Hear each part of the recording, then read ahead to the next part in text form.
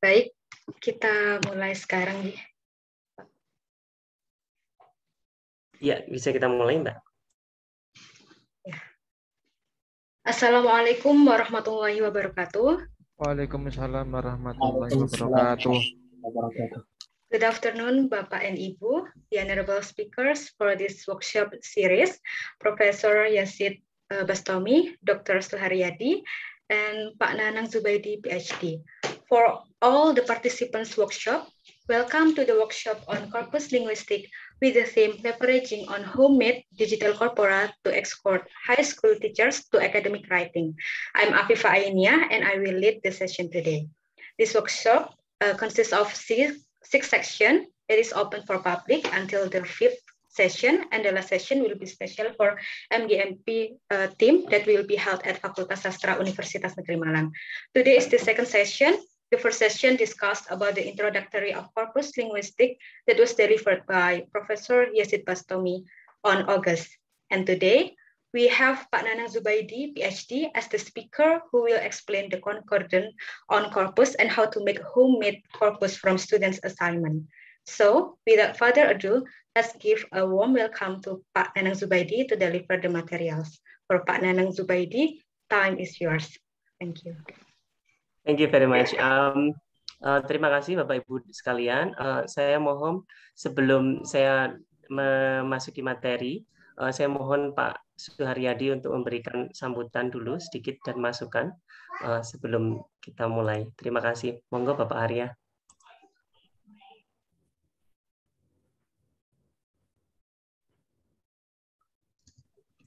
Nah, punten Pak Nanang. Baik Pak Nanang, sebentar saja nggih. Assalamualaikum warahmatullahi wabarakatuh. Waalaikumsalam warahmatullahi wabarakatuh. Selamat siang Ibu Bapak. Alhamdulillah kita bisa bertemu kembali untuk acara yang sama tapi waktunya berbeda dan topiknya juga berbeda. Yang pertama-tama kami sampaikan terima kasih kepada Pak Nanang, Mbak Afifa, Pak Yazid dan tim yang sudah menyiapkan kegiatan ini mulai dari awal dulu sampai sekarang, baik dalam kondisi penuh tantangan karena masih pandemi. Kemudian yang kedua, terima kasih Ibu Bapak Guru Bahasa Inggris MGMP Sekota Malang. Terima kasih sudah berkenan hadir pada kegiatan workshop pengabdian kepada masyarakat. Terima kasih sudah berkenan hadir. Ibu Bapak, sekali lagi kami mohon maaf ini karena kegiatan dari daring ke ini itu jaraknya jauh. Mohon maaf, bukan apa-apa karena kemarin pertimbangannya maunya ini diluringkan, tapi kemudian diperpanjang terus itu kegiatan apa Pak Nanang namanya itu? PPKM-nya diperpanjang, terus akhirnya kami bingung ini mau diapakan. Akhirnya ya sudah, itu yang pertama. Yang kedua memang ada keharusan Ibu Bapak bahwa kegiatan pengabdian itu harus minimal 6 kali gitu. 6 kali. Nah, ya akhirnya harus disesuaikan dengan kebijakan baru untuk 6 kali. Jadi mohon maaf Ibu Bapak karena jauh gitu jaraknya. Terus yang kedua, kegiatan ini ada tambahan baik kegiatan sinkronisnya maupun asinkronisnya. Ya kami berharap mudah-mudahan komunikasi, diskusi, tanya jawab di workshop ini bisa memberi tambahan pengetahuan. Mungkin kami juga tidak tahu apa yang terjadi di lapangan, jadi kami belajar. Sebaliknya Ibu Bapak yang belum tahu tentang sesuatu yang kami sampaikan juga akan bermanfaat. Begitu Pak Nanang, mudah-mudahan Ibu Bapak sehat selalu, kita sehat semua dan bisa we can enjoy this workshop until the end. Ya. Thank you so much Pak Nanang, and assalamualaikum warahmatullahi wabarakatuh. Waalaikumsalam warahmatullahi wabarakatuh. Terima kasih. Di sini juga ada Pak Slamet Mujiono sepertinya. Bapak, mohon maaf, ini apakah bisa memberi sedikit welcoming buat teman-teman ini? Siap Pak, terima kasih. Assalamualaikum warahmatullahi wabarakatuh. Waalaikumsalam warahmatullahi wabarakatuh. Halo Mr. Sif. Alhamdulillah. Ibu Dewi, alhamdulillah ketemu lagi Bu Dewi Laras. Alhamdulillah kita pada hari ini dipertemukan oleh Allah SWT dalam kegiatan yang baik. Semoga kedepannya ilmu yang diberikan oleh Bapak Ibu dosen kita di UM bisa bermanfaat bagi kita semuanya, bisa kita terapkan dalam kegiatan pembelajaran kita di sekolah. Sedikit yang mungkin bisa kami sampaikan mewakili teman-teman AGMP Bahasa Inggris Kota Malang, menyampaikan ucapan terima kasih kepada Bapak Ibu sekalian, dosen kami di UM, pada Pak Suharyadi, Pak Hasid, Pak Yazid Bustami, Pak Nanang Zubaidi, Bu Afifah Ainiyah yang telah memfasilitasi kegiatan ini untuk kita semuanya. Kami doakan bisa tetap sehat, bisa memberikan manfaat bagi kita semuanya. Dan mohon maaf apabila ada kurang lebih dari kami yang mungkin tidak berkenan di hati maupun di pikiran Bapak. Itu semua tidak lepas untuk kami haturkan terima kasih dan mohon maaf apabila ada kesalahan. Senang sekali ketemu Bapak-Bapak semuanya. Semoga kita bisa mendapatkan kesempatan lagi untuk di event-event yang lain setelah kegiatan ini. Kami tunggu untuk bisa memberikan pencerahan dan manfaat ilmunya kepada kita semuanya. Mungkin itu kami cukupkan. Terima kasih. Assalamualaikum warahmatullahi wabarakatuh. Waalaikumsalam warahmatullahi wabarakatuh. Baik, terima kasih Pak Harya dan juga Pak Slamet dan juga Bapak Ibu sekalian. Untuk diketahui, untuk workshop sesi ini kami mengundang peserta dari guru anggota MGMP, terus kemudian juga anggota umum, peserta umum yang kemarin juga sempat mungkin sebagian menghadiri yang sesi kemarin yang diutamakan untuk pembelajar menengah ataupun lanjut, dan juga sebagian di sini adalah mahasiswa-mahasiswa di jurusan bahasa Inggris kita juga. Jadi range-nya sangat luas sekali. Harapannya semoga mungkin ada beberapa yang bisa kita ambil. Jadi kalau misalkan untuk teman-teman mahasiswa nanti goal-nya untuk kali ini untuk pengenalan korpus linguistik seperti apa. Jadi nanti untuk tugas akhir sekaligus misalkan kalau nanti mau menyusun skripsi dengan pendekatan korpus bisa ada sedikit bayangan. Kalau untuk Bapak dan Ibu guru, goal-nya nanti diarahkan ke penelitian, ke aplikasi pengajaran di kelas nanti. Nanti akan didiskusikan lebih mendetil bagaimana aspek pedagoginya Jumat mendatang oleh Pak Harya juga. Terus untuk peserta umum, sebagian ada yang kami lihat dari kalangan dosen, dan juga ada yang S2, S3, S1 juga yang sebagaimana yang saya sebutkan tadi. Mungkin ada beberapa yang ingin cari inspirasi, kami baca juga pertanyaannya, ada yang ingin tahu beberapa aspek dari sini yang bisa diterapkan ke spoken corporal dan macam-macamnya. Mungkin nanti bisa beberapa kita cover, tetapi pada dasarnya ini mohon dimaklumi bahwasanya ini kita workshop untuk tingkat pemula, jadi akan sangat sedikit basic untuk diskusinya. Bapak dan Ibu yang saya hormati, barusan saya share di chat itu ada beberapa link software yang kami anjurkan untuk diinstal atau di-download dulu. Saya akan coba screen share sekalian untuk bisa menunjukkan ke Bapak dan Ibu sekalian. Jadi yang saya siapkan di drive tersebut itu adalah ini kami siapkan di materi workshop. Sepertinya sudah kami share juga linknya. Akan kami share lagi setelah ini. Jadi di situ ada software, kumpulan software, ada 3 software yang kami sertakan. Nanti akan kami tunjukkan juga isinya apa. Lalu kemudian kami sediakan 4 contoh korpus yang sudah gratis dan bisa dipakai.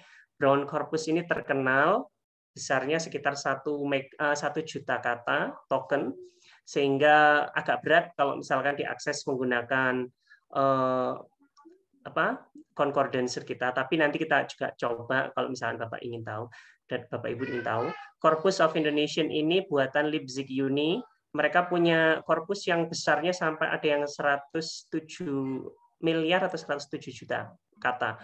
Tetapi yang ini saya downloadkan hanya 10.000 kata untuk sekedar pengantar saja, bahwasanya korpus ini walaupun kita tujuannya untuk guru-guru bahasa Inggris, cuman karena di sini juga ada yang dari jurusan lain selain bahasa Inggris, jadi harapannya bisa mengcover banyak. Terus Corpus of Movie Review ini, saya coba klik di dalamnya, itu di dalamnya ada 2.000-an token, mohon maaf bukan token, 2.000 data. Kita kalau misalkan di Corpus kadang-kadang menyebutnya sebagai dataset. Jadi setiap dataset itu terdiri satu review movie, 1.000 positif, 1.000 negatif, jadi cukup besar. Bisa kita coba nanti. Lalu yang terakhir ini yang saya juga punya untuk kita tunjukkan hari ini adalah homemade corpus yang saya buat dengan mahasiswa semester lalu di kelas saya. Jadi kami mengajar essay writing, terus kemudian ada satu bagian tugas yaitu essay draft essay, cause effect essay yang draft pertama dan draft keduanya bisa saya tunjukkan di situ. Nanti kita akan sudah saya siapkan. Nanti kita akan coba untuk diubah menjadi bahan untuk analisis kita, misalkan gitu. Jadi silakan Bapak dan Ibu bisa mendownload file tersebut. Untuk software bisa didownload dari drive yang saya bagikan linknya barusan, atau bisa juga didownload langsung dari software website aslinya dari yang dimiliki oleh Lawrence Anthony. Di sana itu banyak beberapa software kaitannya dengan korpus. Kelebihannya Pak Lawrence Anthony ini adalah beliau itu linguis, ahli bahasa sekaligus ahli programmer. Jadi dia paham program, itu kelebihannya yang membedakan dia dengan kita. Kadang-kadang kita agak kesulitan karena mungkin tidak bisa menerapkannya secara langsung misalkan. Jadi saya share juga di sini linknya untuk softwarenya Lawrence Anthony. Dari list di Lawrence Anthony ini Anda bisa klik software. Di situ ada beberapa software. Ada yang akan kita gunakan ini Ankong namanya. Ankong itu concordancer. Jadi software untuk menganalisis memecah-mecah kata secara umum. Nanti bentuknya akan seperti ini. Nanti gambarnya itu gambaran kasarnya. Ini tidak menakutkan, karena ini kita gunakan yang sangat mudah. Bapak dan Ibu tidak perlu mendownload, tidak perlu menginstal, hanya cukup mendownload. Silakan dilihat model OS yang Anda miliki. Misalkan Anda punya Mac, Linux, atau Windows 64 atau 32. 32 atau 86 Anda bisa pakai versi 3.5.8 ini. Untuk 64 bisa pakai yang 3.5.9. Software lain yang akan kita gunakan adalah N-Word Profiler. N-Word Profiler ini merupakan software yang digunanya untuk mengubah PDF ataupun docs, dokumen docs maupun PDF menjadi TXT yang biasanya kita simpan di Notepad itu. Notepad digunakan karena agak enteng. Jadi bayangkan saja ada kata 1 juta kata, atau bahkan yang terbesar itu software yang terbesar saat ini, corpora yang terbesar saat ini itu iWeb, itu totalnya sekitar 14 miliar kata. Jadi agak kesulitan kalau disimpan di bentuk doc karena akan sangat besar sekali. Tetapi diubah menjadi TXT itu akan lebih kecil. Jadi teks itu N-Word Profiler itu bisa mengubahnya nanti secara batch, jadi diubah bersamaan.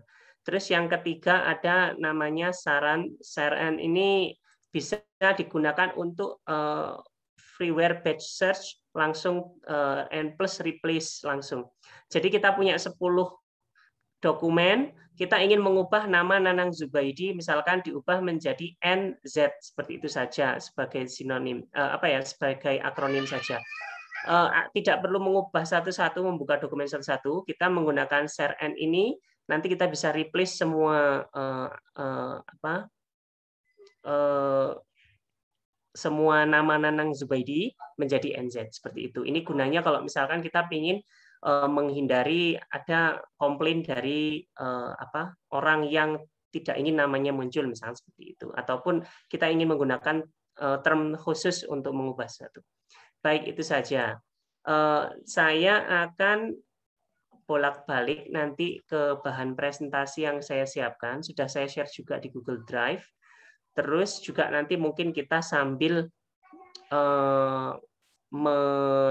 melihat yang kita punya. Sebentar, saya akan screen share. Nah, waktu kita nanti kita akan sampai jam 2.30 at maximum. Jadi harapannya kita nanti sudah bisa mengcover beberapa aspek penting dari diskusi hari ini. Baik, teori-teori akan kita diskusikan secara singkat saja.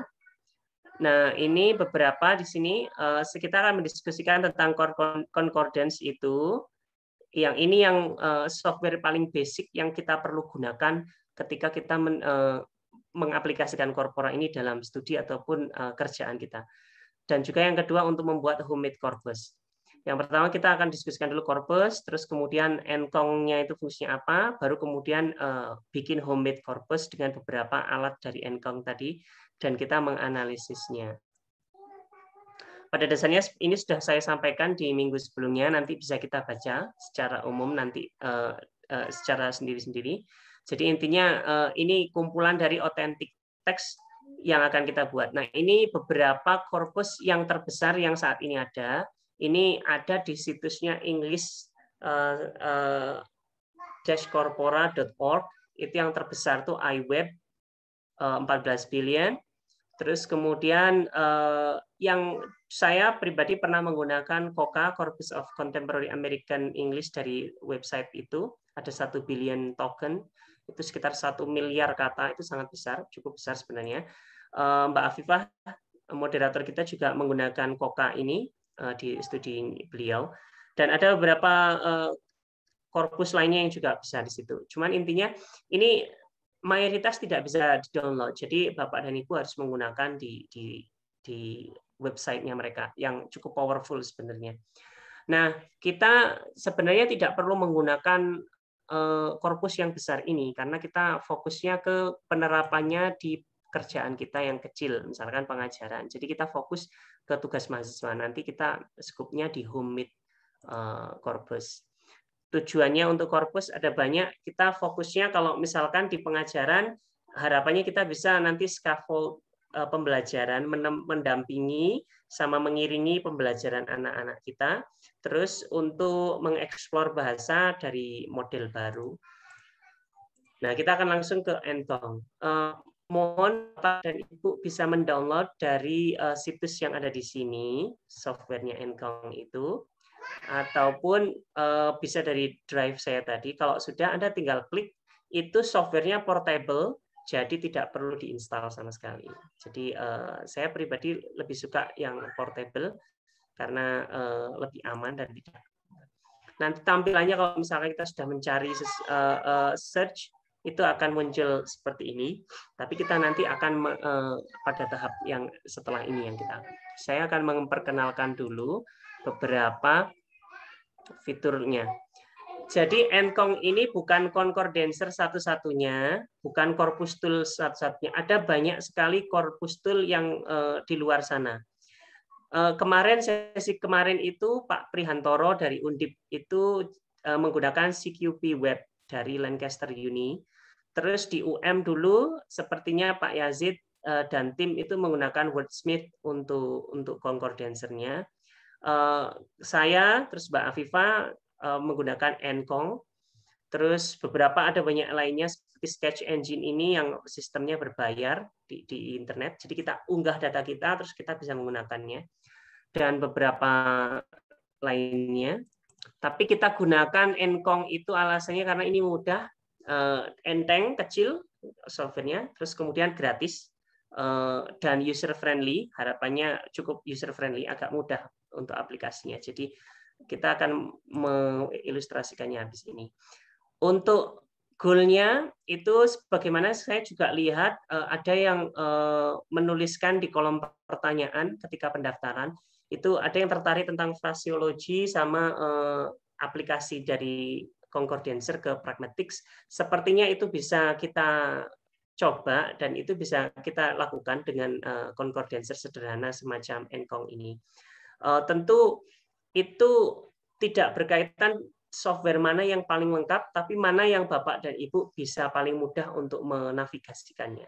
Jadi untuk tahap awal ini kita cukup mempelajari Encong yang simple dan mudah. Yang penting kita bisa menganalisis contoh-contoh tulisan mahasiswa atau siswa kita, terus kita bisa mendapatkan informasi tertentu dari situ. Ini beberapa hal yang Encong bisa lakukan, mulai dari sekedar reporting verb, simple linking verb apa, terus kemudian kolokasinya, sampai kemudian beberapa yang otomatis, misalkan seperti n-gram dan frekuensi nanti bisa lihat. Misalkan Ibu dan Bapak sudah buka fiturnya, saya akan list fiturnya dulu. Setelah itu nanti saya bukakan softwarenya dan saya share ke Bapak dan Ibu. Jadi di bagian atas nanti ada file, global setting, tool preference, sama help. Yang biasanya kita otak-atik itu file sama tool preference biasanya yang kita sering gunakan. Global setting sesekali, help ini informasi basic, kita tidak perlu ngapa-ngapain dengan itu. Terus nanti ada di sini ada sekitar 7 pilihan.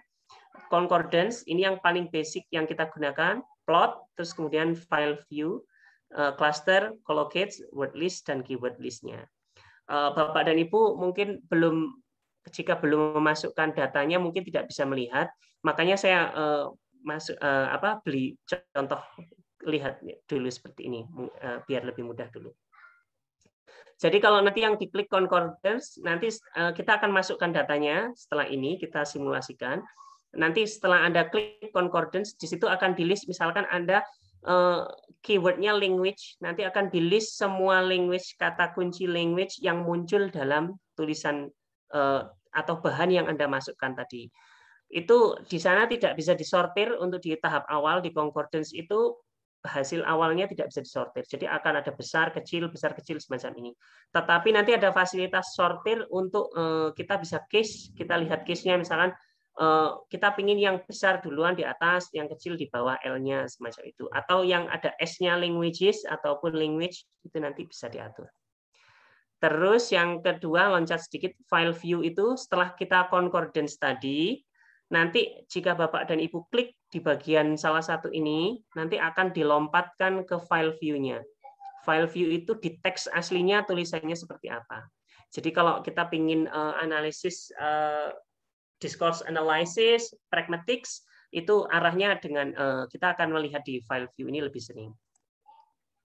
Terus nanti concordance plot. Concordance plot itu ditunjukkan tempatnya sesuatu, misalkan seperti tadi bahasa itu pada teks ini, misalkan teks nomor 3 sistem ini artikel jurnal yang saya sebelumnya di screenshot, sistem tahun 2008 36 jurnal artikel nomor 12 itu di bagian tengah. Ini mungkin sekitar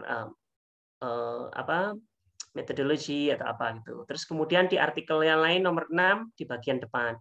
Jadi nanti kita bisa melihat sebarannya di bagian mana.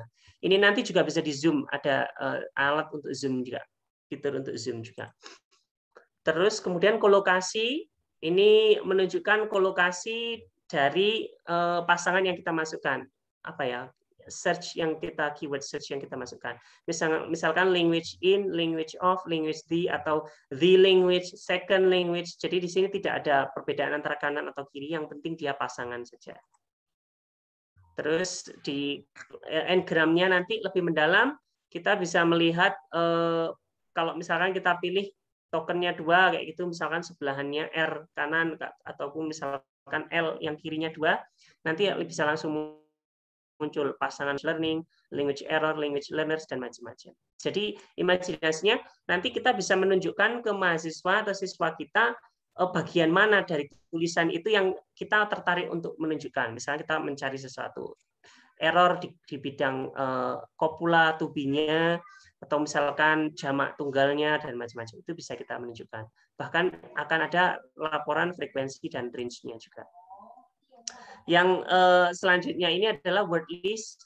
Jadi nanti biasanya kalau kita ingin lihat kolokasi, itu biasanya kita disuruh ngeklik word list-nya dulu. Jadi nanti kita klik word list-nya, Encong ini akan mencarikan untuk kita informasi list kata itu, kata the. Jadi dari list yang kita masukkan, sejumlah artikel yang kita masukkan, kata the itu ada frekuensinya sekian kali. Dia yang pertama dan seterusnya yang ketiga. Nah, ada satu riset yang cukup menarik bahwasanya ini Coxhead di Selandia Baru, itu dia bilang bahwasanya kita daripada mengajarkan bahasa Inggris sesuai misalkan seperti buku ataupun kurikulum, kita juga perlu membuat pendekatan lain, mengajarkan bahasa Inggris berdasarkan kata apa yang paling sering muncul dalam list tertentu atau field tertentu yang kita diskusikan itu. Jadi mereka punya secara rutin mengeluarkan list kata-kata yang populer di bidang tertentu, misalkan di bidang akademik dan macam-macam. Dan mahasiswa atau siswa itu perlu di-drill untuk menggunakan kata-kata atau leksim yang populer di bidang itu, karena itu yang lebih sering muncul dan lebih sering dipakai. Jadi ada semacam itu juga. Word list-nya nanti juga ada bisa diatur di preference, di situ ada. Nanti kita bisa ngatur lebih detail. Kita skip dulu yang ini. Dan ini yang keyword list-nya yang hampir jarang kita gunakan untuk kasus kita. Nah, sekarang kita akan coba, mohon Bapak Ibu download, atau kalau sudah selesai mendownload, mungkin bisa dibuka Encong-nya. Terus kemudian saya tadi share, sebentar saya tunjukkan ulang filenya agar Bapak dan Ibu tidak bingung. Di bagian di sini ada korpus. Saya punya beberapa korpus. Bapak dan Ibu bisa pilih manapun korpus yang ini. Yang saran saya brown korpus ini besar dan saya letakkan dalam satu file, jadi dia sangat besar sekali, agak lambat loadingnya. Bapak bisa pilih, misalkan Bapak dan Ibu bisa pilih misalkan homemade corpus yang saya punya, ataupun corpus of movie review, ataupun yang ini. Saya coba simulasikan dan Bapak dan Ibu bisa mengikuti pelan-pelan, dan kemudian kalau ada apa-apa, ada pertanyaan, silakan ditanyakan. Saya akan share dulu laman saya sehingga Bapak dan Ibu bisa melihat. Sebentar, saya coba dulu share. Oke. Apakah sudah kelihatan? Harapannya sudah kelihatan ya. Ini Encong saya. Bapak Ibu nanti juga bisa masukkan Encong. Kalau sudah ada tulisannya gini, kita bersihkan dulu, tidak apa-apa. Diklik file, terus tinggal di sini ada clear all tools sama file. Jadi settingnya semuanya sudah bersih. Kembali sebagaimana awalnya. Nah, sekarang saya akan simulasikan langkah demi langkahnya biar lebih mudah. Jadi pertama Bapak dan Ibu bisa memasukkan filenya dulu. Jadi asumsinya Encong itu seperti Office document. Tidak ada tulisan apapun, itu softwarenya saja. Nah, kita perlu memasukkan sesuatu ke software tersebut. Jadi saya letakkan di download tadi. Terus saya di homemade corpus saya itu ada 2 folder, Cause Effect Essay draft 1 dan draft 2. Di draft 1 itu akan ada Word doc-nya, cuma dia tidak muncul karena Encong itu tidak bisa membaca dokumen selain TXT. Kita lebih enteng kalau TXT. Sampai tahap ini, Bapak dan Ibu bisa mengikuti. Bapak dan Ibu juga boleh memilih data korpus yang lain. Ada pertanyaan dulu sebelum kita lanjutkan?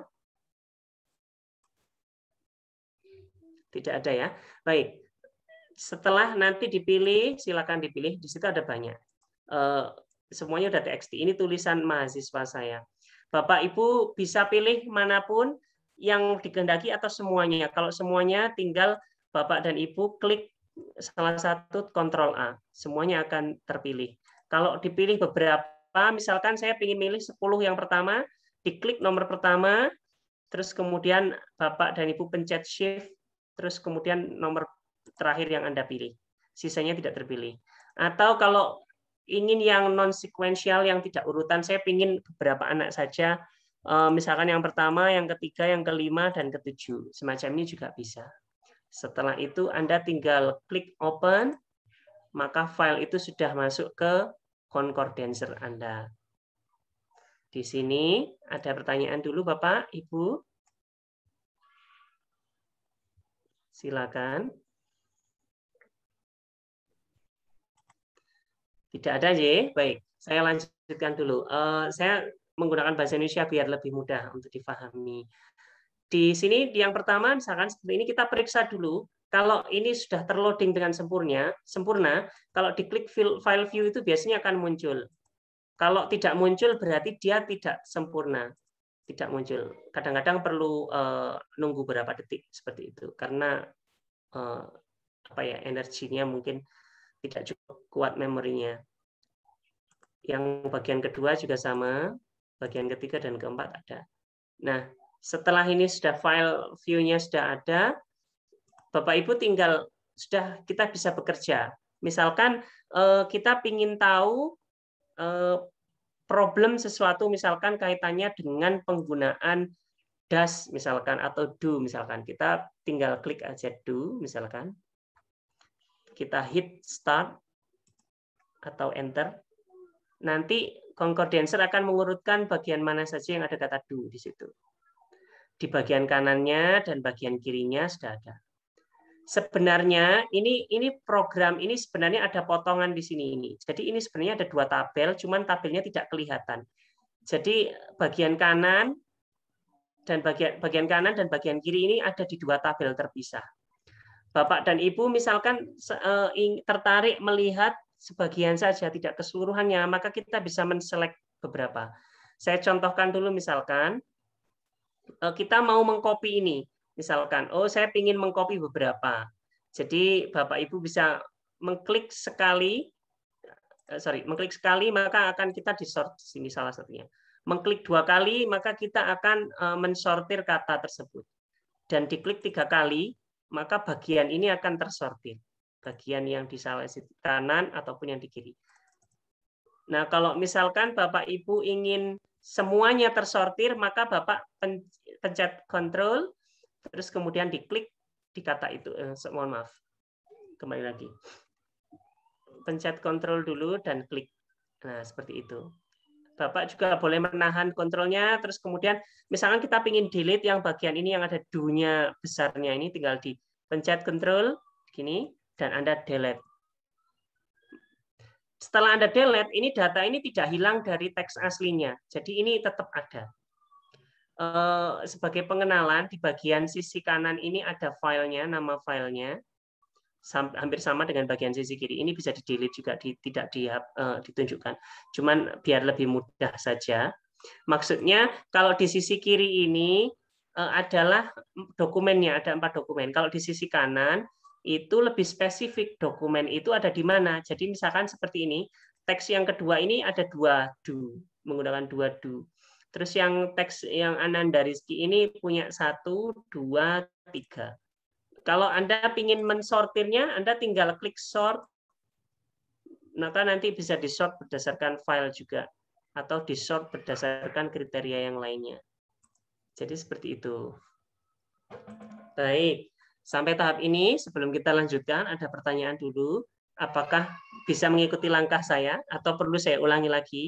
Maaf Pak, mau tanya Pak Nana. Iya, silakan Ibu. Apakah fungsinya pembuatan korpus ini sama dengan kamus ya Pak? Kalau kamus, itu kan biasanya kita sudah, jadi itu bahan yang sudah jadi dan itu praktik benar. Maksudnya ejaan yang sudah benar, terus leksim yang benar, terus di situ kata-kata yang semuanya itu sudah pakem. Kalau korpus itu kita melihat aktualnya, praktik aktual di lapangan. Makanya kita ngumpulkan misalkan dari mahasiswa, tulisan mahasiswa kita. Kita ingin menunjukkan ke mahasiswa kita. Misalkan contohnya, saya ingin menunjukkan ke mahasiswa nih, bahwasanya tulisannya dia itu ada kesalahannya. Nah, untuk menunjukkan itu, maka kita kumpulkan seluruh tulisan mahasiswa, terus kemudian kita sort seperti ini, dan nanti kita bisa menunjukkan ke mereka. Misalkan, sebentar, saya coba yang kita sering ada kesalahan itu kan to be. Coba misalkan kita lihat to be gitu. Internet is familiar. Sebentar, kita lihat di sini apakah ada yang kita menemukan kesalahan. Ini agak lebih sedikit kesalahannya karena ini mahasiswa S1, jadi levelnya lebih tinggi. Mungkin ya sebentar. Sekali lagi, jadi kalau kita membuat penelitian Pak ya, misalkan siswa itu membuat pasten, nah ini kebanyakan salah. Bisa dilihat dari sini Pak? Bisa, cuma bisa sekali Bu. Cuma kadang-kadang kalau penelitian semacam itu kan ada 2 level. Maksudnya kita bisa manual, mencarinya manual. Misalkan seperti ini. Kalau di sini kita berarti harus melihat yang ada akhirannya ID-nya misalkan. Sebentar, di sini tidak muncul. Dia masih bingung. Sebentar. Misalkan clean. Bisa jadi di sini tidak ada. Kalau di sini no hits, di atas tulisannya no hits berarti tidak ada yang menulis macam itu. Jadi agak kesulitan. Kalau kita ingin mengetahui semuanya, maka kita harus ngasih tagging. Di tagging itu dikasih label. Masing-masing kata-katanya dikasih label. Ini verb, subject, verb, objeknya seperti itu. Kalau yang concordancer ini dia tidak bisa karena simple software-nya simple, dia tidak bisa, belum bisa untuk tagging. Jadi nanti ada banyak software lain yang bisa digunakan untuk tagging, seperti KCP Web itu. Tetapi kalau concordancer itu dia akan menunjukkan data apa adanya dari yang kita punya itu misalkan. Jadi misalkan kita kata-kata study gitu aja, mungkin tidak ada. Sorry, kita ganti kata internet tadi yang ada. Nah, internet banyak. Karena ini teks ini cause effect-nya terkait pengaruhnya internet. Jadi kata kunci internet itu hit-nya cukup banyak. Dari 4 teks ini ada 27 kata yang ada tulisannya internetnya.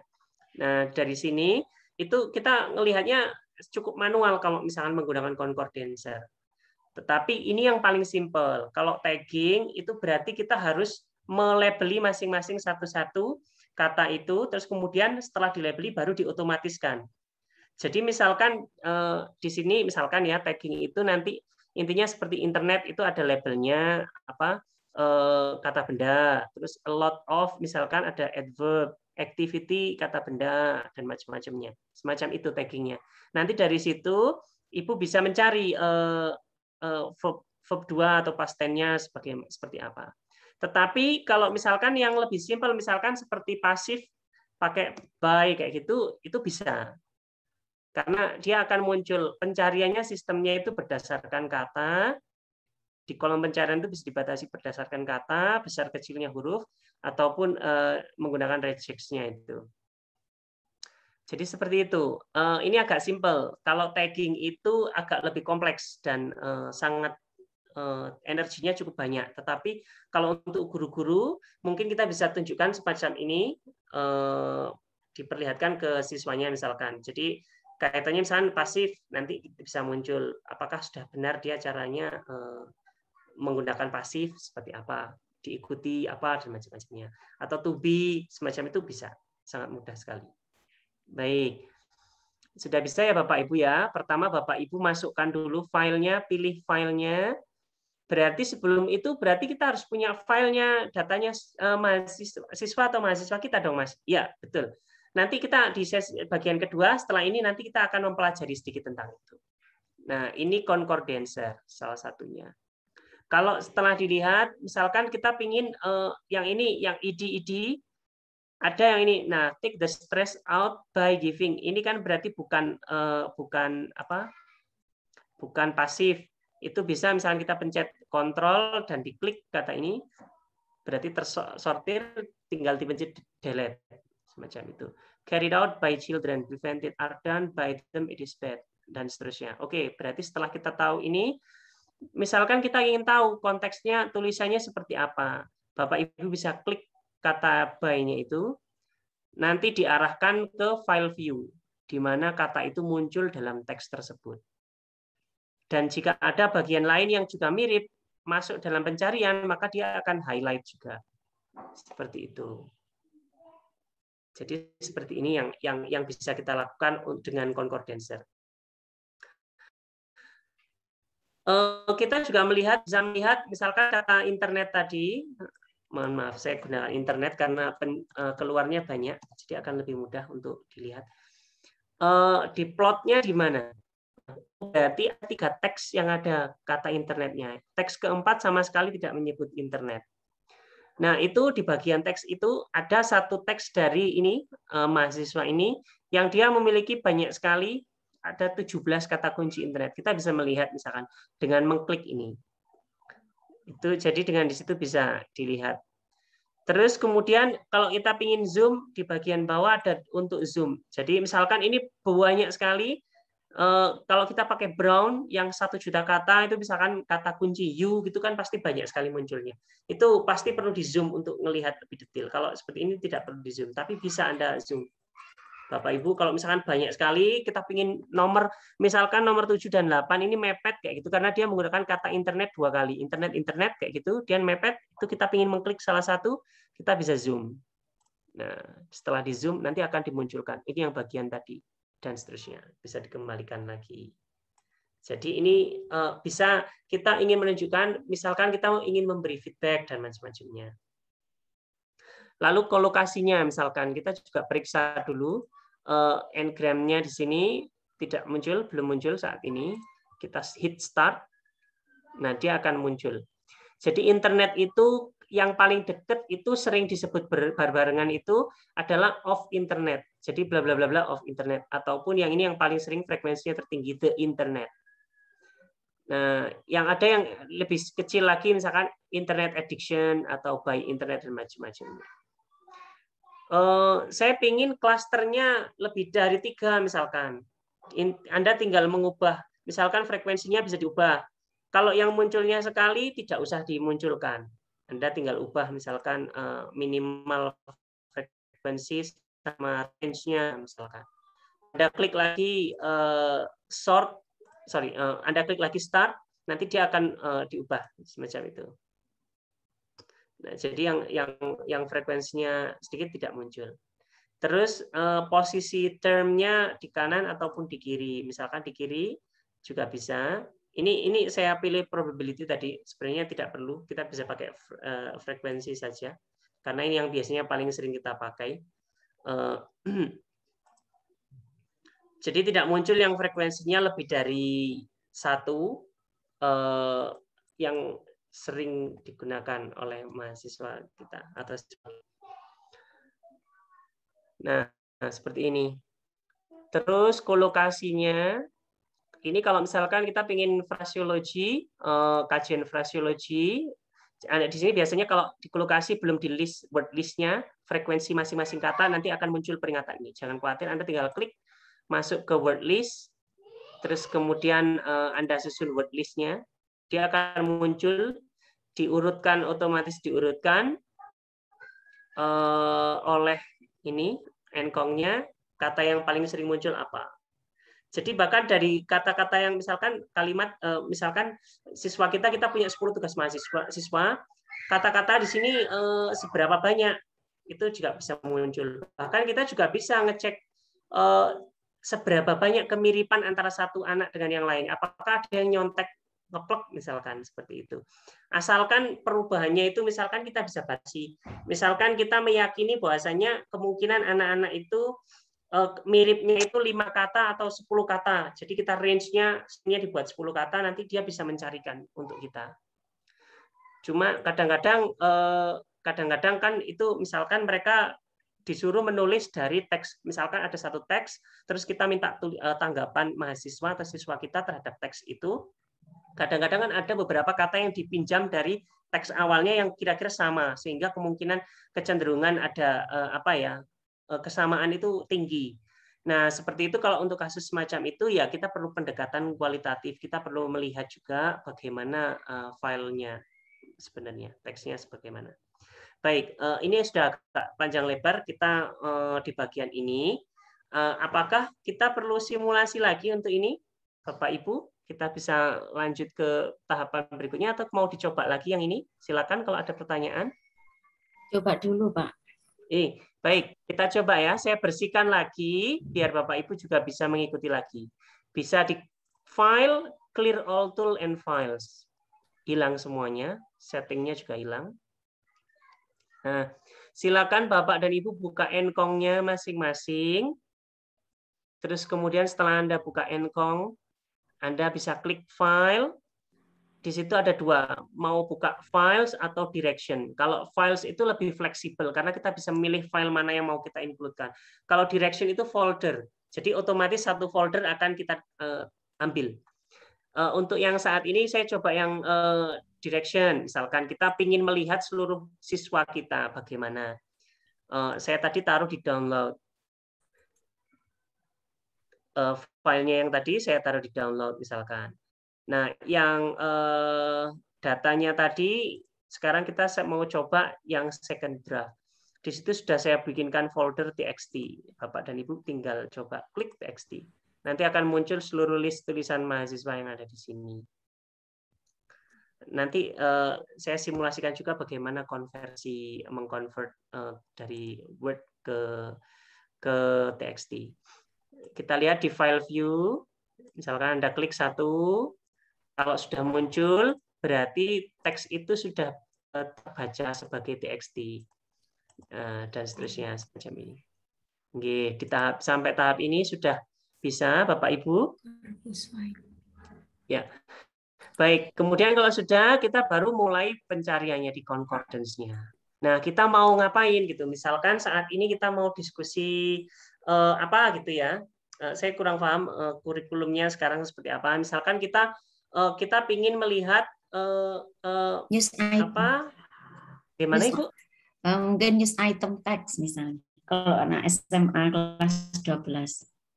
Item teks itu seperti apa yang didiskusikan di situ ya, Bu? Oh, saya kira itu jenis tag mungkin terus kemudian di situ ada banyak contoh gitu atau gimana enggak ya?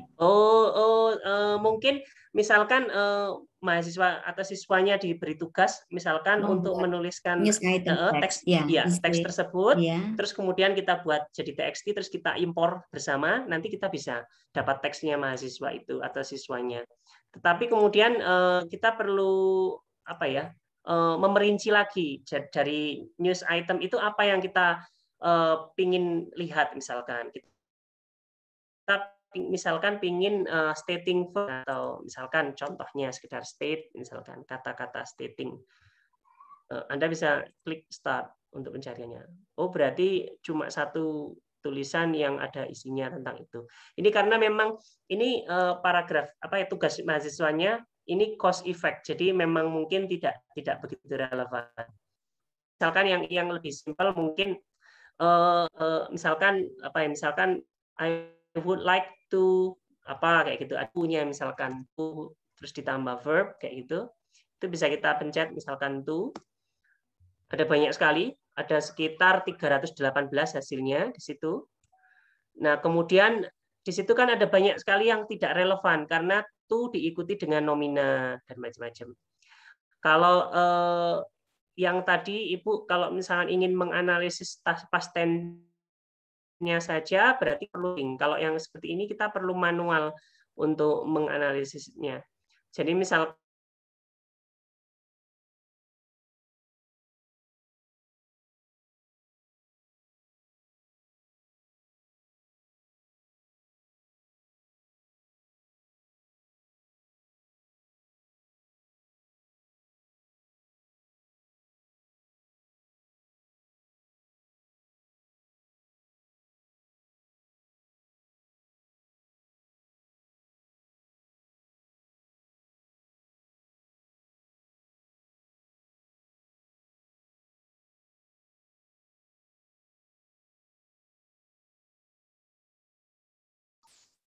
connection ya, maybe.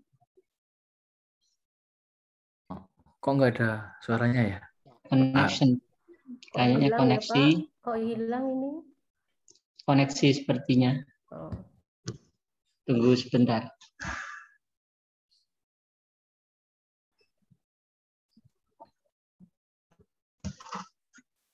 Saya hubungi lagi.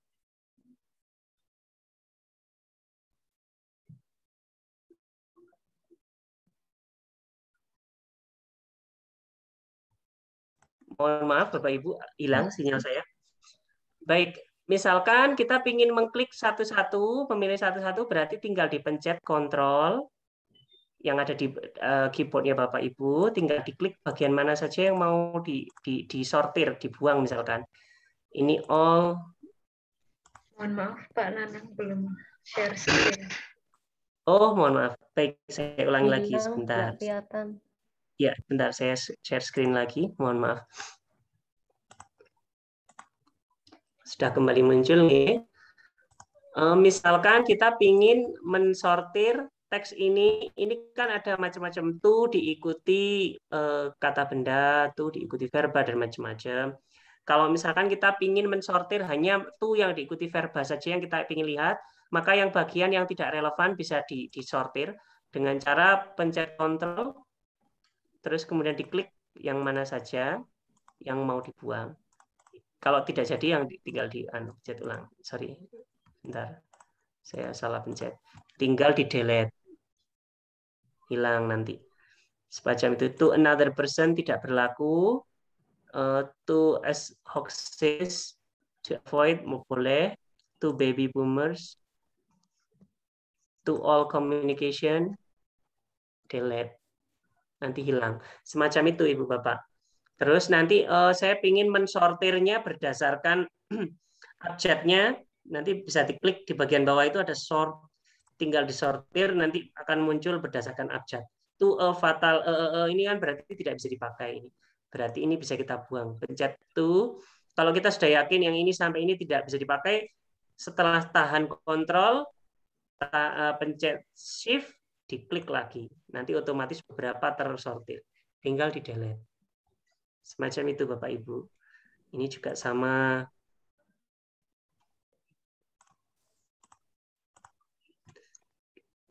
Sudah. Setelah itu, misalkan kita ingin melihat ini yang perlu dibuang. Kalau misalkan bisa jadi to itu diikuti kata kapital. Biasanya kalau kapital itu kata benda. Berarti kita pencet yang ini di bagian ini ada word, di search-nya berdasarkan case juga. Di situ case itu kaitannya huruf besar kecilnya. Nanti di situ ditunjukkan juga, nanti kalau ada yang kapital, oh berarti di sini tidak ada sama sekali yang huruf kapital. Nanti bisa di semacam itu. Nah, setelah itu Bapak dan Ibu bisa meng-highlight bagian yang mana yang ingin. Misalkan kita ingin mengkopinya, saya ingin mengcopy ini, saya tunjukkan ke siswa saya misalkan. Bapak Ibu tinggal di select dulu yang bagian mana yang mau di-copy. Misalkan, terus sebentar, saya screen share-nya saya buat seluruh saja, seluruh layar. Nah, sebentar saya cancel dulu, saya screen share ulang.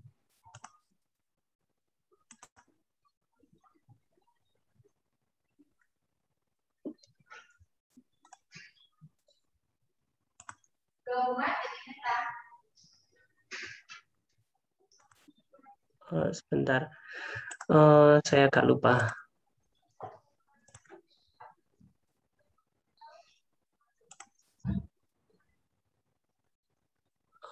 Ya, sambil melihat, ya, bagaimana Ibu? Permisi Pak Nanang. Iya. Saya ada masalah ketika sudah load filenya, terus nggak muncul file view-nya itu nggak muncul gitu, udah ditungguin tetap nggak muncul. Itu gimana ya? Ibu pakai yang mana? Korpus yang mana ya Bu?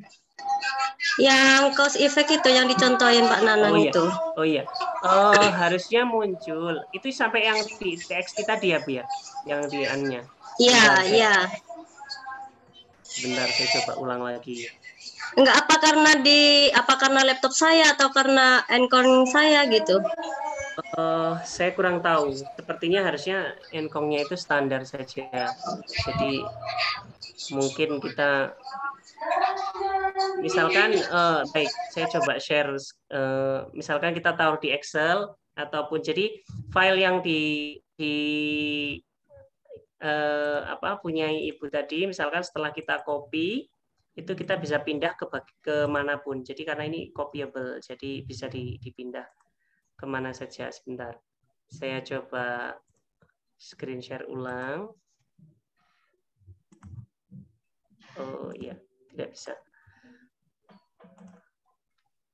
Terus saya coba di sini. Jadi saya sudah file tadi saya copy, saya letakkan di di Excel misalkan. Jadi di situ sudah terpisah ke yang berbeda, ke kolom yang berbeda, misalkan seperti ini. Jadi yang bagian tengah saja. Terus yang ini misalkan kita ingin dibuat agak menempel kayak gitu, yang ini menempel di sisi satunya juga bisa. Jadi seperti ini contohnya. Itu bisa di-copy di apapun bisa. Jadi itu copyable. Jadi bisa di-copy. Jadi mudah sebenarnya. Ini misalkan kita ingin menunjukkan di bentuk slide di PowerPoint ataupun di Word Docs ataupun dokumen lainnya, itu juga bisa ditunjukkan di situ. Ini misalkan kita ingin menunjukkan tadi. Saya belum tahu bagaimana kok tidak muncul di screen share-nya Ibu tadi ya. Baik, sampai tahap ini sudah bisa ya Bapak Ibu ya. Kita pakai yang simple dulu. Mungkin minggu depan mungkin sambil kita tambahkan lagi kalau misalnya ada yang hal lain yang bisa kita lihat. Tapi secara umum mungkin misalnya kita ingin melihat kolokasinya tuh itu tadi sama apa. Misalnya tuh itu di kolokasi. Oh ya, di word list-nya kita belum susun. Kita perlu buat word list dulu. Sudah ada. Terus kemudian balik lagi ke kolokasi dari satu tadi. Jadi yang kolokasinya sudah ada. Terus kita bisa sortir berdasarkan frekuensinya. Ini L ini kapitalnya, case-nya atau frekuensi regex-nya. Tapi biasanya kita cukup frekuensi biasa saja. Misal tinggal di start, nanti dia akan mengurutkan yang paling sering muncul the gitu. Ini memang masuk daftar kata yang paling sering digunakan, termasuk the, you, dan macam-macamnya itu.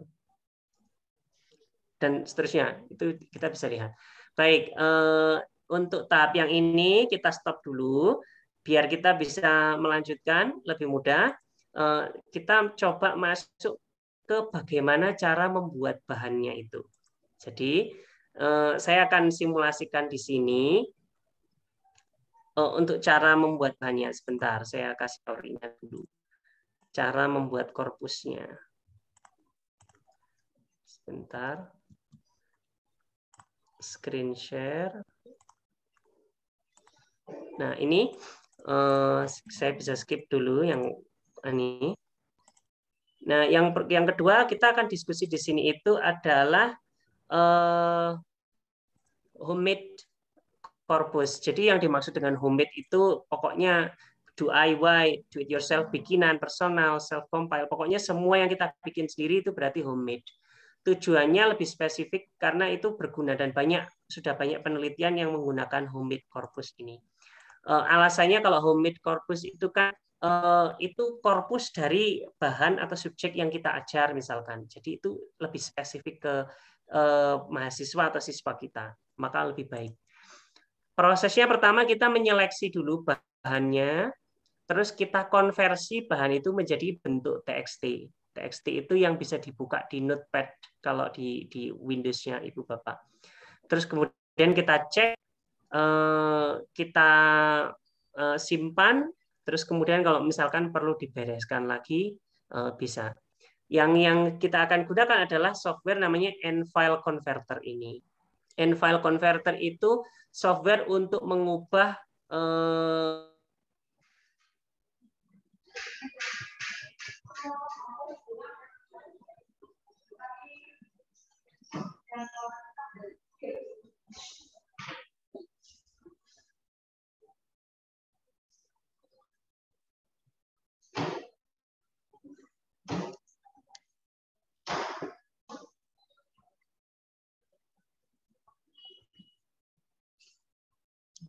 hilang lagi. Mohon maaf Bapak dan Ibu, Iya. sepertinya Hanya sedang terkendala jaringan. Jaringan sepertinya. Ya. Sembari menunggu ada link attendance dan exit survey yang sudah saya bagikan di chat box.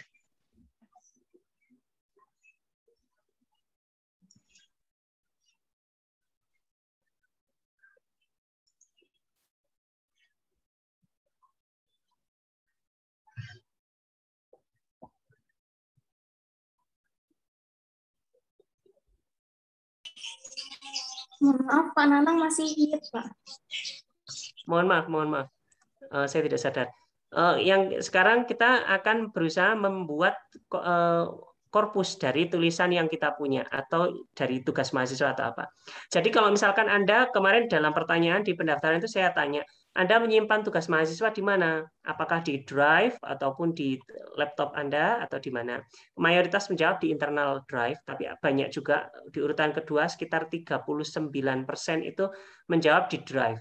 Jadi kalau di Drive, Bapak dan Ibu perlu mendownload dulu file yang ada di Drive itu, sehingga kita bisa gunakan. Jadi sekarang kita akan buka softwarenya namanya N-File Converter. N-File Converter ini bentuknya simpel sekali, cuma ada 2 layar. Sebentar saya share screen, biar bisa dilihat. Ya, di sini. Di situ nanti Bapak dan Ibu tinggal memasukkan file di sini, nanti dia akan konversi kanan. Jadi misalkan contoh ya, open file. Saya sudah punya yang file yang di dokumen tadi, downloads ini. Saya contohkan di situ saya sediakan file docs biar Bapak dan Ibu bisa simulasi. Belum. Di docs itu ada PDF, PDF atau Word doc atau all file. Misalkan kita docs. Nah, di situ ada tugas-tugas mahasiswa. Sebentar, ini saya ubah dulu namanya biar tidak tertumpuk nanti. Nah, jadi nanti tinggal diseleksi saja semua yang mana yang diinginkan, dijadikan satu folder lebih mudah. Tetapi jika Bapak dan Ibu memiliki spesifik tujuan khusus, misalkan terutama untuk penelitian, misalkan ini draft 1, draft 2, draft 3 harus dipisah foldernya, maka lebih baik dipisah. Setelah bisa, langsung tinggal klik open, semua filenya akan ada di sini. Ini semuanya bentuknya docs. Sudah bisa dilihat nggih Bapak dan Ibu? Nuwun, Bu. Bisa diikuti langkah-langkah saya barusan. Setelah bisa ini, Bapak dan Ibu tinggal pencet start. Nah, softwarenya kemudian akan mengubah file tersebut menjadi outputnya di sini ada. Di sisi kanan dilihat. Jadi outputnya sudah bentuk TXT. Kalau ada created berarti dia bisa. Kadang-kadang ada tidak bisa di created, fail kadang-kadang statusnya. Itu biasanya bisa jadi nama, kadang-kadang terlalu panjang atau mungkin coba diubah namanya dulu atau diinspek di dokumen di dalamnya apakah ada karakter yang dia tidak ada Unicode-nya. Tapi biasanya nama dengan diubah namanya kadang-kadang bisa.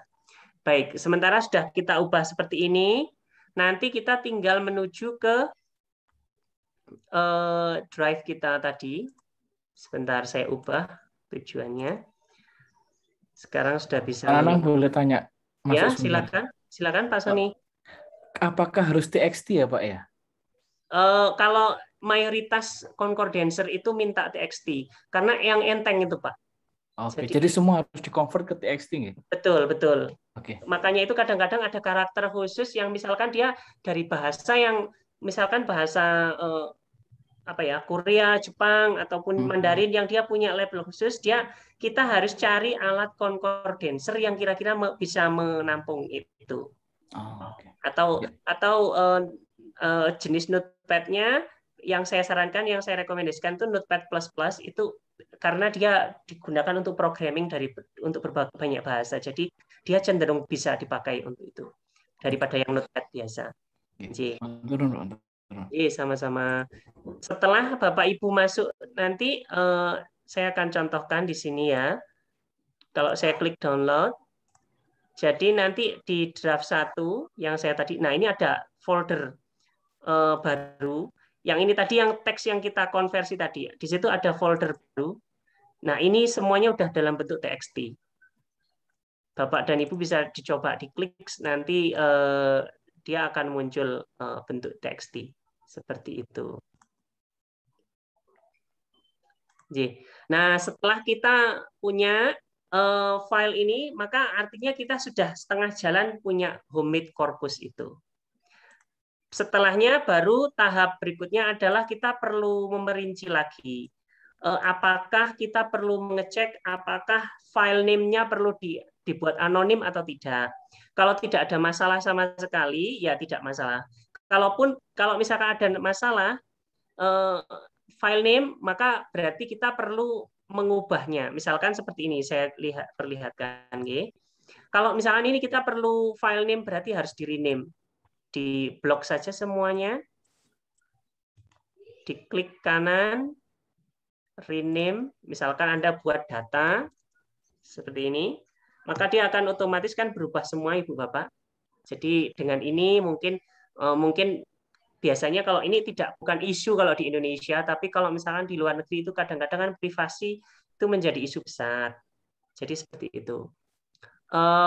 Terus kemudian di dalamnya juga kalau misalkan ada nama, cuman ini sayangnya kalau di tempat saya itu mahasiswa namanya macam-macam, sehingga agak sulit kalau harus disimulasikan kalau delete semuanya satu-satu kayak gitu. Tapi intinya nanti kita bisa pakai SARN itu tadi. SARN itu search and replace tools untuk menggantikan. Jadi misalkan di situ ada kata misalkan kaitannya dengan penderita COVID, suspek COVID kayak gitu. Waktu kita masih era di mana COVID itu masih banyak prejudis terhadap orang-orang yang penderita COVID. Nah, itu kan kita mungkin perlu delete nama ataupun apakah dia sebagai suspek atau apa. Itu nanti nama misalkan bisa diganti menjadi titik kayak gitu juga bisa. Pak Slamet ada pertanyaan bagaimana cara mengubah Word menjadi TXT. Saya ulangi lagi nggih Bapak. Sambil misalkan Bapak Ibu juga bisa coba lagi.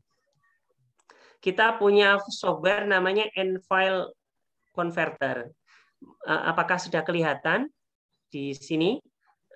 Softwarenya ada di drive yang saya bagikan linknya. Kalau di download semuanya satu drive itu ada software itu, atau juga di internet di linknya di Encong, di linknya di Encong ada saya share di chat tadi.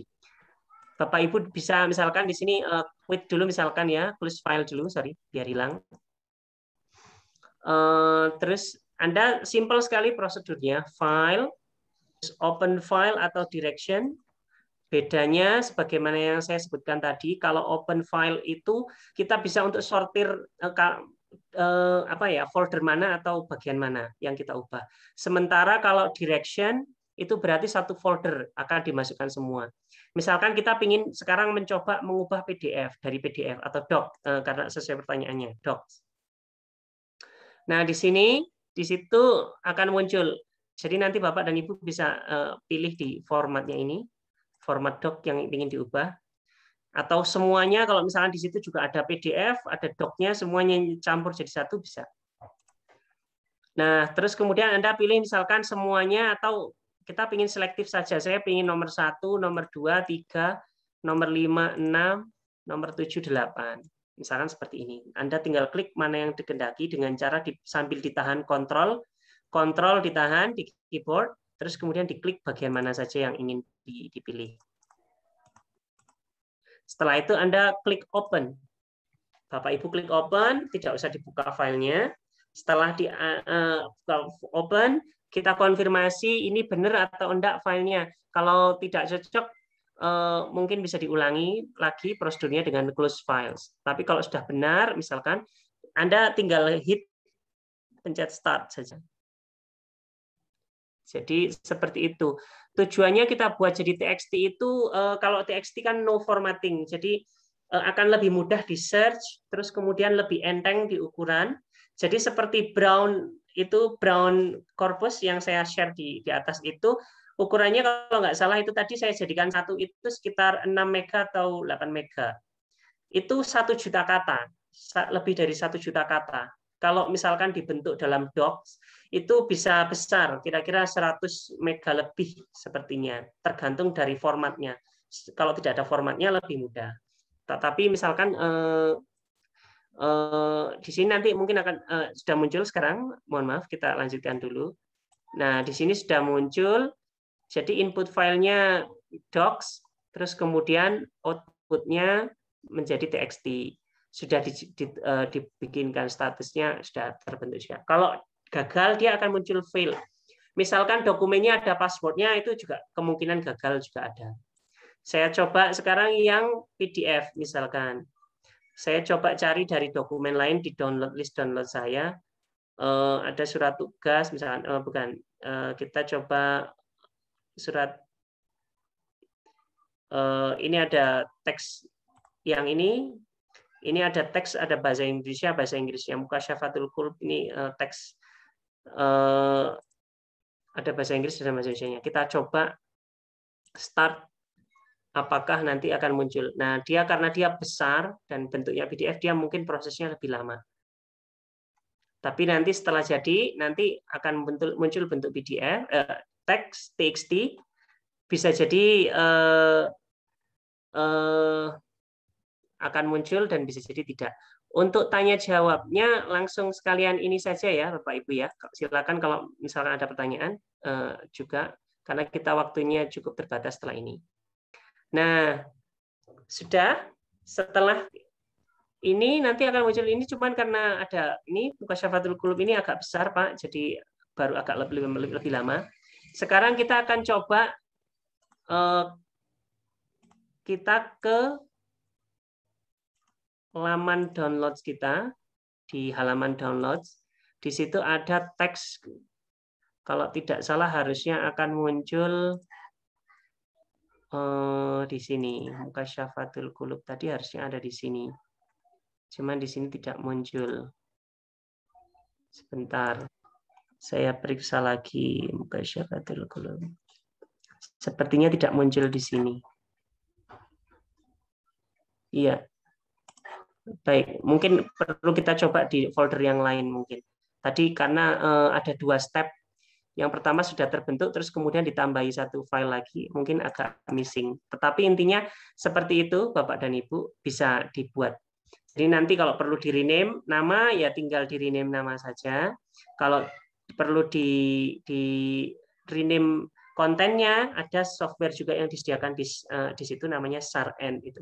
Setelah itu bisa di-save di folder korpus yang Bapak dan Ibu sediakan. Nah, kalau agar hasilnya lebih spesifik, bagian yang itu bagian terakhir tadi namanya yang optional itu tadi, cleaning tadi, bagian yang tidak relevan, misalkan gambar dan macam-macam kan tadi akan hilang otomatis kalau gambar. Tapi seperti title, judul, ataupun pengarang itu mungkin bisa di-delete kalau misalkan Anda tidak membutuhkan. Tetapi kalau Bapak dan Ibu membutuhkan sebagai identifier, biar saya tahu siswa mana yang menulis tugas ini, itu berarti dibiarkan saja. Nah, itu kemudian Anda sudah mendapatkan draft pertama dari korpusnya. Setelah itu, nanti mungkin tahap berikutnya kalau untuk keperluan riset yang membutuhkan misalkan tagging, berarti Bapak dan Ibu bisa menggunakan software semacam Lensbox, kemarin sempat didiskusikan, ataupun post tagger itu yang lebih sederhana dan macam-macam. Itu sedikit lebih kompleks dan waktunya lebih banyak habisnya. Tetapi kalau yang untuk sampai tahap ini membuat korpus dan macam-macam itu akan sangat simpel sekali. Baik, sebentar. Satu lagi yang ketiga tadi adalah yang akan kita lakukan adalah menganalisis korpus. Jadi korpus yang kita sudah buat lagi tadi kita akan analisis menggunakan Encong. Jadi prosesnya hampir seperti di awal tadi, akan saya ulangi lagi agar benar-benar ingat. Anda tinggal buka softwarenya Encong. Kong itu stand for concordancer. Jadi concordancer itu software untuk mencari kesamaan atau frekuensi dan macam-macamnya tadi. Terus nanti setelah Anda buka, sebentar saya screen share lagi. Agar tidak bingung. Oke. Setelah Anda buka, Anda tinggal file, terus lokasi Anda menyimpan homemade corpus Anda tadi di mana. Misalkan saya taruh di downloads. Nah ini, ini yang Mukasyafatul Qulub tadi yang saya punya tadi. Kita akan lihat, kalau Bapak Ibu lihat di situ, kita lihat dulu teksnya untuk melihat saja, sekedar melihat sebentar, mohon maaf. Bentuk dalamnya. Nah ini formattingnya karena masih jelek, jadi ada yang formattingnya judulnya tidak sempurna. Terus kemudian teks-teks Arabnya kita akan lihat apakah muncul di sini. Yang di Leipzig tadi, file punya saya yang Leipzig itu huruf Arabnya bisa muncul. Cuma yang di sini sepertinya tidak muncul, entah bukunya tidak berisi kata-kata Arab atau tidak. Nah, yang semacam ini agak sulit untuk dicari, Bapak Ibu, karena dia berada di line yang berbeda. Kalau korpus itu karena masih dummy, software sederhana, dia tidak bisa mencari, disuruh menjelajahi lebih dari satu line itu tidak bisa. Kalau misalkan seperti Google itu dia memang punya AI, teknologi AI yang sangat bagus. Baik. Sampai tahap ini kita sudah selesai. Yang kita sudah lakukan tadi secara umum sebagai wrap up. Satu, kita belajar tentang Encong software-nya yang kita gunakan. Kita punya dua tadi yang kita simulasikan, Encong dan satu lagi N-File Converter. Jadi kita belajar fiturnya Encong itu bagaimana, terus kemudian cara konversi PDF atau docs menjadi tugas berbentuk berbentuk TXT, dokumen berbentuk TXT. Setelah menjadi TXT, maka itu sudah menjadi korpus. Anggap saja itu dirty korpus kita, first draft-nya kita. Itu korpus dasar kita, yang itu sudah bisa jadi bahan analisis, yang kita nanti tinggal masukkan ke dokumen kita, ke analisis korpus yang atau untuk ditunjukkan ke siswa kita. Untuk bagaimana mengaplikasikannya, minggu depan Pak Hari akan mendiskusikan lebih lanjut dari aspek pedagogisnya, bagaimana ini bisa kita terapkan. Saya pikir itu akan sangat menarik untuk didiskusikan, terutama karena Bapak dan Ibu di bidang ini dan di bidang pengajaran, jadi yang lebih tahu bagaimana aplikasinya di lapangan nanti.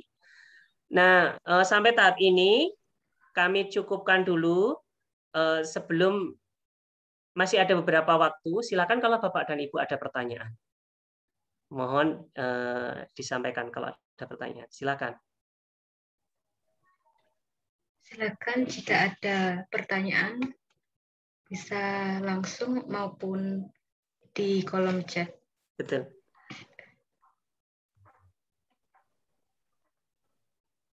Silakan. Korpus linguistik. Ya, silakan. Pak Nanang, saya mau tanya, apakah Encong ini juga bisa melihat penggunaan kata kalau misalnya kita ingin melihat makna, misalnya pergeseran makna begitu dari mungkin dulu sampai sekarang, misalnya satu kata katakanlah legal begitu, dari masa ke masa kemudian dilihat dari mungkin artikel ilmiah ataupun berita seperti itu. Apakah bisa juga? Terima kasih. Ya, terima kasih. Di Encong itu ada fitur yang ini, Ngram ini, Bu. Sebentar, saya tunjukkan lebih mudah. Mohon maaf. Sepertinya sudah bisa melihat ya. Kalau di sini saya coba masukkan dulu datanya. Biar kita bisa imajinasikan lebih mudah. Sebentar.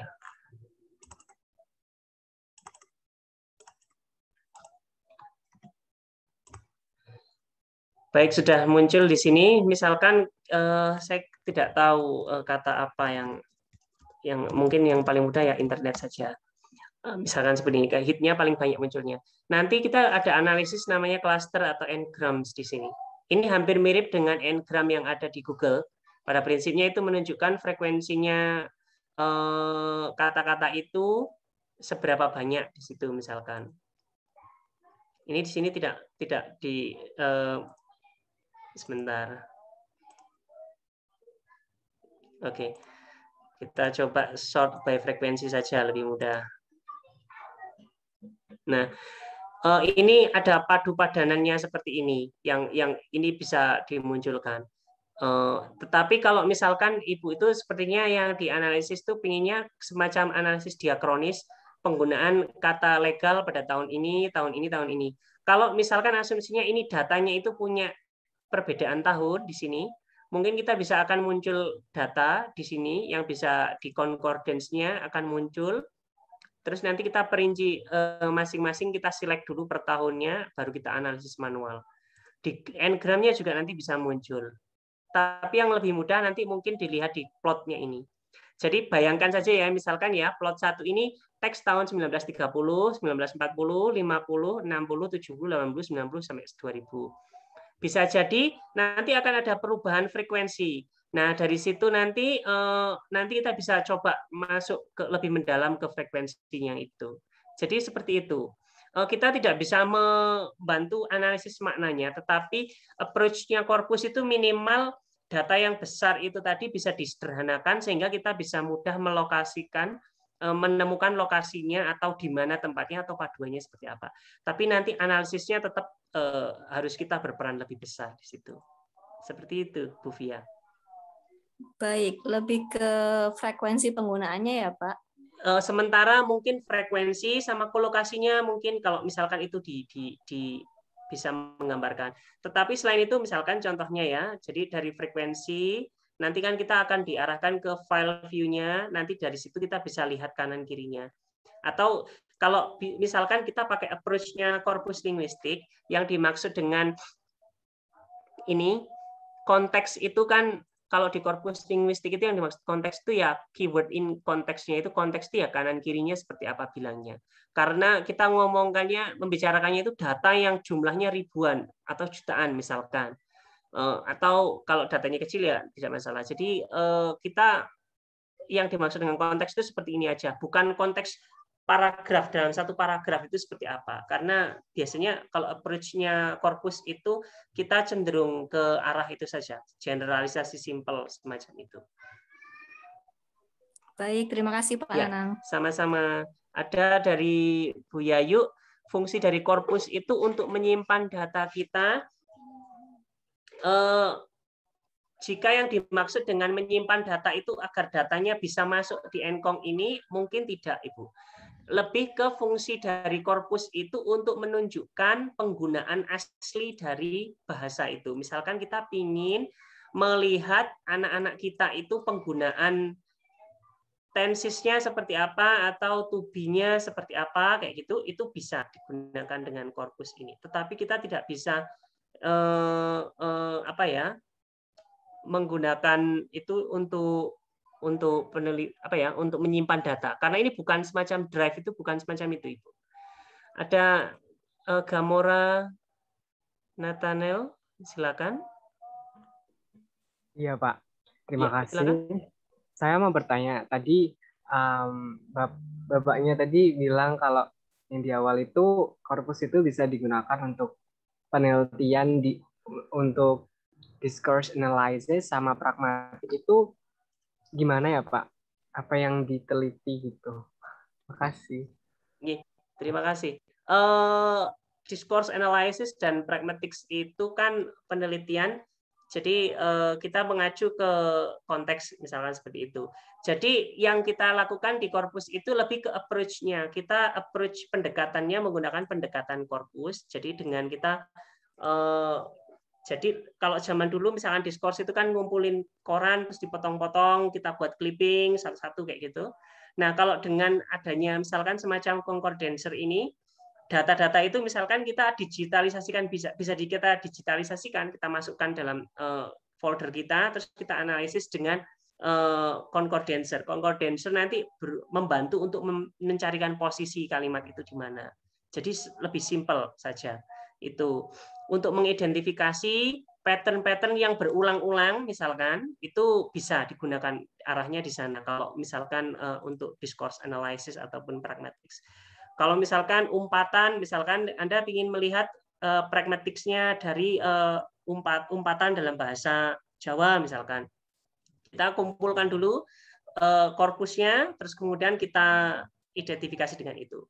Tetapi sebagai catatan, kebanyakan discourse analysis dan pragmatic analysis yang dilakukan di korpus itu dengan dengan written corpus.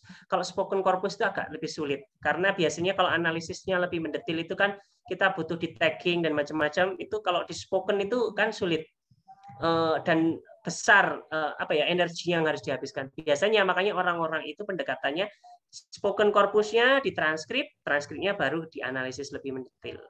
Itu lebih mudah.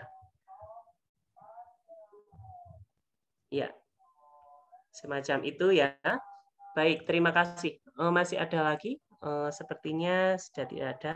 Apa masih ada ya? Sudah tidak ada lagi. Baik.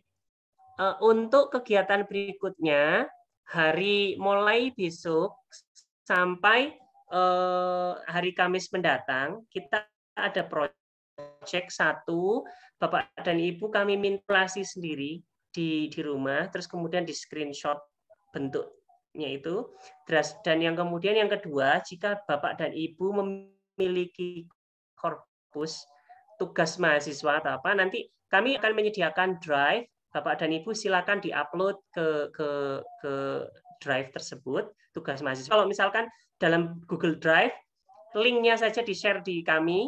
Nanti kami sediakan Google Form.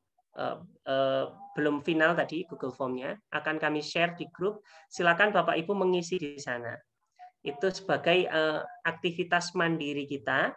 Nanti kita akan gunakan juga di diskusi setelahnya. Dan korpus ini, bayangan kita adalah nanti semua orang berkontribusi membangun satu korpus, dan nanti korpusnya kami kembalikan ke Bapak Ibu, bisa digunakan oleh bersama-sama. Tentunya kalau korpusnya itu dikontribusi oleh orang banyak, korpusnya jauh lebih besar kalau misalnya daripada korpus yang hanya berisi berapa puluh teks yang saya punya tadi. Jadi seperti itu. Itu saja. Baik, terima kasih. Kami sampaikan, kami kembalikan lagi kepada Mbak Afifah. Terima kasih.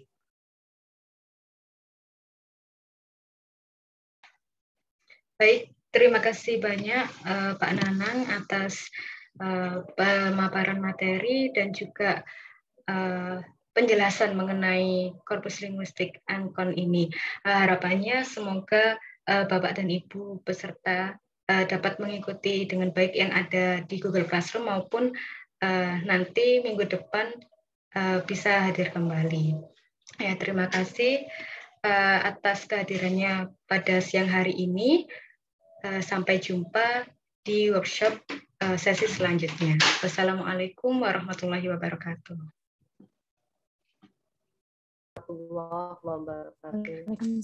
Minggu depan lagi berarti ya. Iya. Jadi Bapak masih ada satu sesi daring hari Jumat besok minggu depan. Tanggal 29 ya Pak. Tanggal 29. Dengan Suharyadi. Ya, pemateri utamanya Pak Suharyadi. Nggih, siap insya Allah. Mohon Bapak dan Ibu mengisi Pak Sony, apa kabar Pak Sony? Halo Pak Bos. Ya Allah. Cuma satu angkatan ini. Ternyata lama nggak jumpa ini. Kangen aku kampus. Mohon izin minggu depan ya untuk sharing. Kapan datang Pak Son? Saya balik di Indonesia April, Pak. April ya. Wah, mantap Pak Dokter. Nanti tanggal 1 berarti Pak Sony, kalau misalnya ada waktu mau reuniin. Ya, reuniin dengan Pak. Saya akan hadir. Saya sudah slot itu tanggalnya. Waduh, bismillah. Demi ketemu jenengan tuh. Waduh, suwe nggak ketemu ya Pak. Sama ketemu Maya ya. Nggih, bismillah. Sama.